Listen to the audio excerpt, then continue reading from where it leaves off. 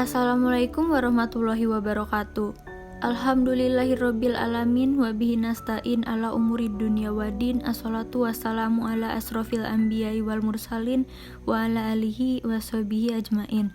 Rabbi sholli sodri wa yassirli amri wahlul 'uqdatam min lisani yafqahu qawli amma ba'du. Perkenalkan, nama saya Jasmine Rahma Nusantari, nomor absen 15 dari kelas 11 MIPA 1 SMA Negeri 1 Kota Cirebon. Saya akan membawakan dakwah yang berjudul Maaf, Tolong, dan Terima Kasih. Islam dibawa oleh seorang manusia yang mulia dalam sebuah paket lengkap. Tidak hanya mengisyaratkan perintah untuk beribadah sholat, puasa, zakat, dan berhaji saja. Namun Islam juga mengajarkan bagaimana memiliki kepribadian seperti yang dicontohkan oleh Rasulullah SAW. Pelajar tidak hanya membutuhkan kepandaian intelektual, tetapi harus memiliki attitude yang baik juga. Maaf, tolong, dan terima kasih adalah kata-kata yang terlihat sederhana, namun sebenarnya memiliki arti yang sangat besar dan bermakna positif bagi siapa saja yang mendengarnya. Yang pertama adalah maaf. Manusia adalah tempatnya salah dan hilaf. Tidak ada manusia yang sempurna. Semua orang pasti pernah berbuat kesalahan. Tetapi mengapa rasanya kadang sulit untuk mengucapkan kata maaf?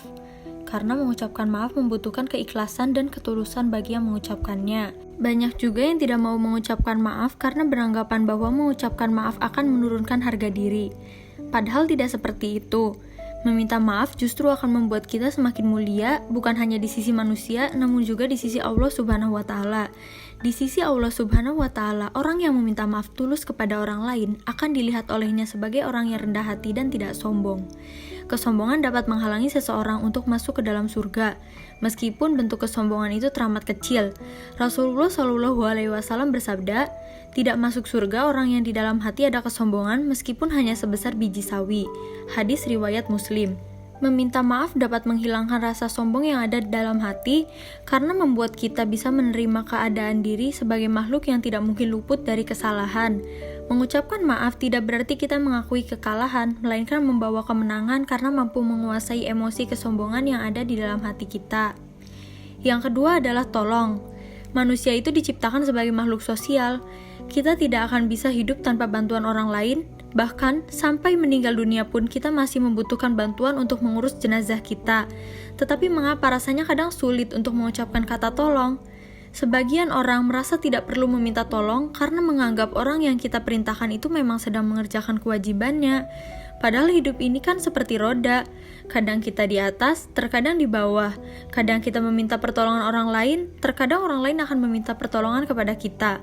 Akan sangat indah jika kita terbiasa hidup dalam suasana saling tolong-menolong. Karena Islam sendiri telah mengajarkan budaya ini. Allah Subhanahu wa Ta'ala berfirman, "Dan tolong-menolonglah kamu dalam mengerjakan kebajikan dan takwa, dan jangan tolong-menolong dalam berbuat dosa dan permusuhan." Quran Surat Al-Ma'idah ayat 2. Yang ketiga adalah terima kasih. Ucapan terima kasih adalah salah satu bentuk rasa syukur kita kepada Allah Subhanahu wa Ta'ala melalui perantara manusia.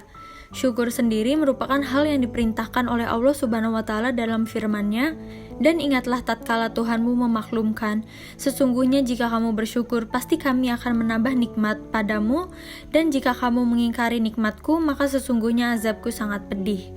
Quran Surat Ibrahim ayat 7. Maksud dari ayat tersebut yaitu, siapa saja yang bersyukur maka akan ditambahkan nikmat, dan bagi siapa saja yang ingkar akan mendapat azab.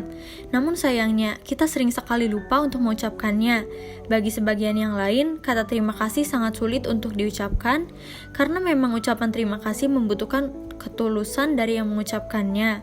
Ingat, ucapkan maaf untuk sebuah kesalahan yang kita lakukan, ucapkan tolong ketika meminta bantuan, dan ucapkan terima kasih sebagai sebuah penghargaan atas kebaikan dari seseorang. Demikian dakwah yang dapat saya sampaikan pada kesempatan ini.